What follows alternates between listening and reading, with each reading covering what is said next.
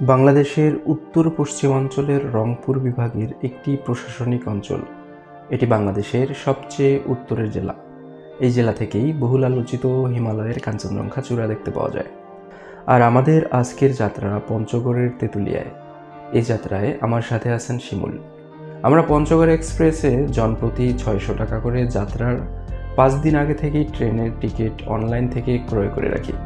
যাহা রাত 8টার কোচ ছিল। সঠিক সময়ে কমলাপুর স্টেশনে পৌঁছালেও আমাদের ট্রেনটি আসতে 1 ঘন্টা লেট করে এবং আল্লাহর নাম নিয়ে আমরা রাত 9:30টায় কমলাপুর স্টেশন ত্যাগ করি। আমরা যখন দিনাজপুর পার হয়ে ঠাকুরগাঁ ক্রুজ করি তখনই হঠাৎ চোখ মেলে দেখি কুয়াশা ঘেরা চারিদিক এবং প্রচণ্ড শীত। এমনটাই আশা ছিল আমাদের এই ভ্রমণের উদ্দেশ্য। আজকে আমরা ঘুরে দেখব পঞ্চগড় শহর হয়ে তেঁতুলিয়ার সমতল চা বাগান, মহানন্দা নদী সহ শিলিগুড়ি ব্রিজ, কাঞ্চনজঙ্ঘা স্পট সহ অনেক কিছু। বীর মুক্তিযোদ্ধা সিরাজুল ইসলাম রেলওয়ে স্টেশন। আমার সাথে আছে শিমুল। আমাদের আজকের যাত্রা পঞ্চগড় থেকে আমরা পিছন দিকে আসবো।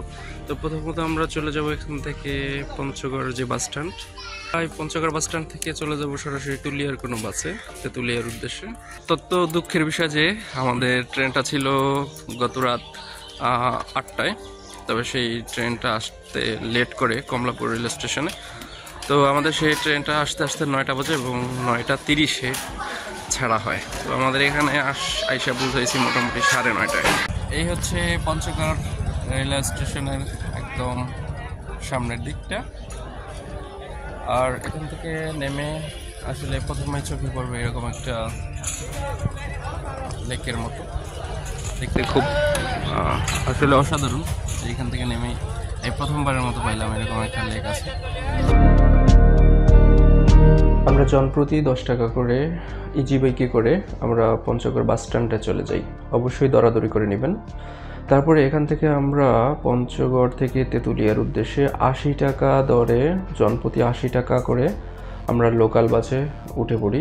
প্রচণ্ড শীত ছিল, জানালাগুলো লাগানো ছিল, এই জন্য আসলে বাইরেগুলো খুব স্বচ্ছ দেখা যায়নি। তবে আমার কাছে কিন্তু বেশ ভালো লাগছে। এবং এগুলা কিন্তু শাল গাছ, শালবনের সমারোহ কিছুক্ষণ পরপরই কিন্তু আসলে এভাবে ক্যামেরায় হয়তো বা অনেকটাই ধরা পড়েনি। বাস্তবভাবে আপনাকে দেখতে হলে এখানে অবশ্যই আসতে হবে।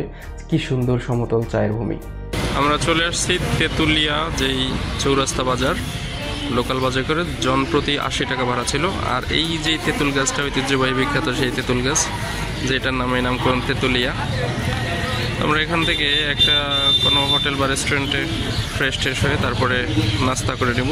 সকালের নাস্তা আছে রুটি, সবজি আর পেঁয়াজ আলু ভর্তার সবজি। আমরা কিন্তু তেঁতুলিয়া যে বাজার থেকে নাস্তা সেরে ওই পিছনে যেই ভ্যানটা দেখা যাইতেছে, মোটর চালিত বা ইঞ্জিন চালিত যে ভ্যান, এক আঙ্কেল তিনি আমাদেরকে নিয়ে আসছে। তো আমরা প্রথমত এইখান থেকে সরাসরি ডাকবাংলা বা যেখানে কাঞ্চনজঙ্ঘা ভিউ পয়েন্টটা, সেখানে আমরা না গিয়ে চলে আসছি আমাদের পিছনে যেই চা বাগান, আমরা সেই চা বাগানের দিকে আসছি। এই হচ্ছে আমাদের চা বাগানের কিন্তু ভিউ, মাঝখানে একটা রাস্তার মতো। এইটার নিচে কিন্তু ইট, যেখানে ঘাস জন্মাইছে, যার কারণে ইটটা দেখা যাইতেছে না। এটা কিন্তু আমাদের যেই নাম শুনি পঞ্চগড় বা তেঁতুলিয়ার সমতল চা ভূমি, এইটাই কিন্তু সেই সমতল চা ভূমি।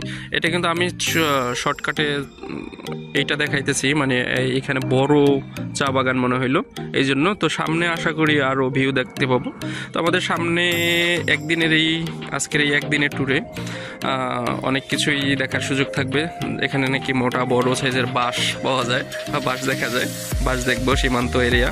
তারপরে কাঞ্চনজঙ্ঘা ভিউ পয়েন্ট, কাঞ্চনজঙ্ঘা হয়তো এখন আর দেখা যাবে না। তো আমরা এই জায়গাটা কিছুক্ষণ ঘুরে ফিরে তারপর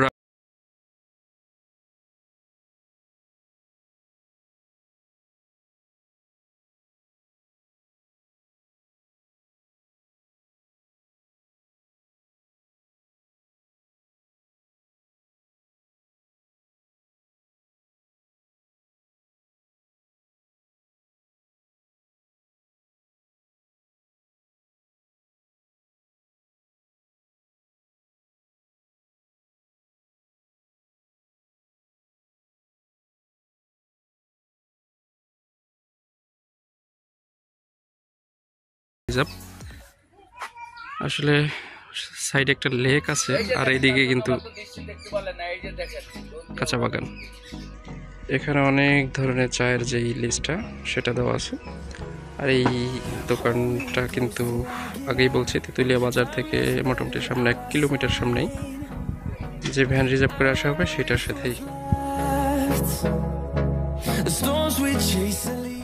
নায়ক দেখেছেন নিশ্চয়ই, এ হচ্ছে শিমুল, আমার টুরমেট। নাটোরের বনলতা সেন খ্যাত একটি বহুল প্রচলিত কবিতা এই খুব সুন্দর করে শুনিয়েছিল। সেই থেকে তাকে আমার মনোরম জায়গাগুলো দেখাতে খুব ভালোবাসি। বাঁশের একটা ঝোপ বা ঝোপ যেটাই বলি, একদম হলুদ বাঁশ কিন্তু। আর এর সামনে আর একটা বাঁশ আছে একসাথে, যেটা হচ্ছে অনেক মোটা বাঁশ। দেখুন মোটামুটি একটা গাছের মতো মোটা।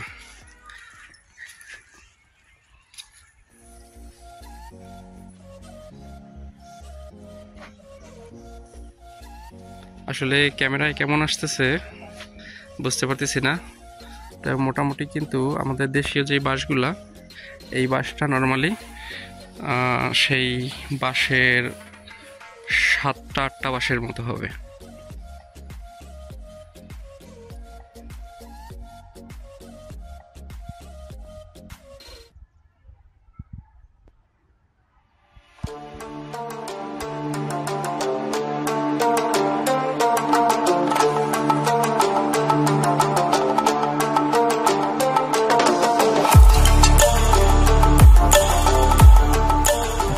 ভারত বাংলা যে একটা নদী, ওপারে ভারত এপারে বাংলা, নদী শুকানো। আর ওইখানে কিন্তু যে মানুষগুলো দেখা যাইতেছে পাথর উত্তোলন করতেছে নদীর মধ্য থেকে।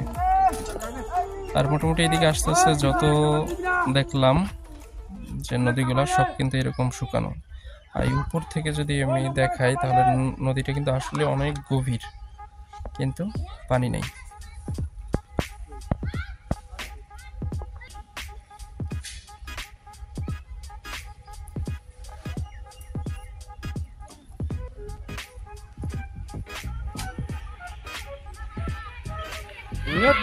নেটওয়ার্ক নাই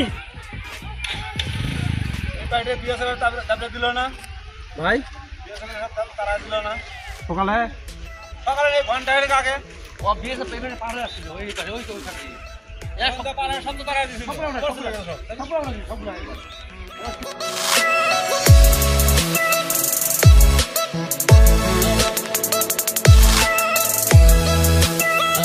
মহানন্দা নদী, ওপারে এই ভারতের ওই যে গাড়ি চলাচল করতেছে দেখা যাচ্ছে। আর এই মানুষগুলো সব বাংলাদেশের। আর বাংলাদেশের যে পিলারটা সেটা এই যে দেখা যাইতেছে। আর সোজা একটা নদীর উপরে একটা ব্রিজ আছে, শিলিগুড়ি ব্রিজ নামে পরিচিত। এটা হচ্ছে তেঁতুলিয়া ইকো পার্ক, জেলা প্রশাসকের জেলা পরিষদ ডাক বাংলো কিন্তু সামনেই। আর এই হচ্ছে ইকো পার্কের গেট। এটা জেলা পরিষদ ডাক বাংলো, তেঁতুলিয়া পঞ্চগড়। আর এখানে দেখা যাবে তেঁতুলিয়ার যে লাভ পয়েন্টটা। আর এটাই কিন্তু সেই বাঁধানো আছে সেই মহানন্দা নদীর পাড়ে, যেই কাঞ্চনজঙ্ঘা নেপালের ভারত ক্রস করে যে কাঞ্চনজঙ্ঘা দেখা যেত, সেটা কিন্তু সেটার ভিউ পয়েন্টটা কিন্তু এটাই, এখান থেকেই দেখা যেত। যদিও বা এখন এখান থেকে দেখা যায় না, কিন্তু অনেক সৌভাগ্যবান এখান থেকে দেখার সুযোগ পাইছে। আর সেই সময়টা কিন্তু থাকে মোটামুটি নভেম্বর মাসে। এখন যেহেতু ডিসেম্বর মাস চলে আসছে, সেই ক্ষেত্রে এখন আর দেখার সুযোগ নেই। আর এই পিছনে কিন্তু আছে ইকো পার্ক, ভিতরে বেশ বড় একটা এরিয়া আর সময় কাটানোর মতো। তো মোটামুটি এখানে আসলে ইকো পার্ক দেখার সুযোগ, এবং পাশেই কাঞ্চনজঙ্ঘা। একটু অদূরে তাকালেই দেখা যায় কিন্তু সেই মহানন্দা নদীর মধ্যে কিন্তু মানুষ ও যে পাথর উত্তোলন করতেছে।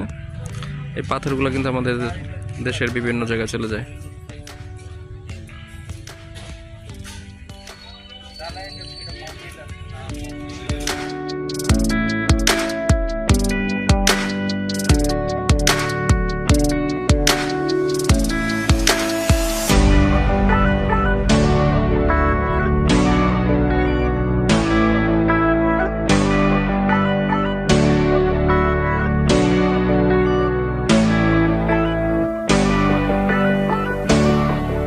তেঁতুলিয়ার যে ইকো পার্কটা ডাকবাংলোর পাশে, যেখানে কাঞ্চনজঙ্ঘার চূড়া দেখার যে ভিউ পয়েন্টটা, আমরা এর মধ্যে একটু আমাদের যে রিজার্ভ করা ভ্যানটা, ভ্যানে করেই পরিদর্শন করতেছি। ও আর একটা কথা, সেটা হচ্ছে গিয়া আমাদের ভ্যান ভাড়াটা কিন্তু ছিল মাত্র 200 টাকা।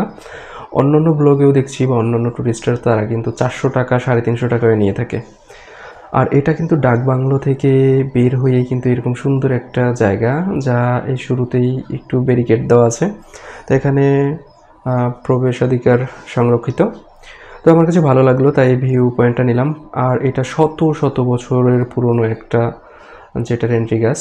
আর আমরা একদম শেষ পর্যায়ে চলে আছি, আর এটাই কিন্তু তেঁতুলিয়ার জিরো পয়েন্ট।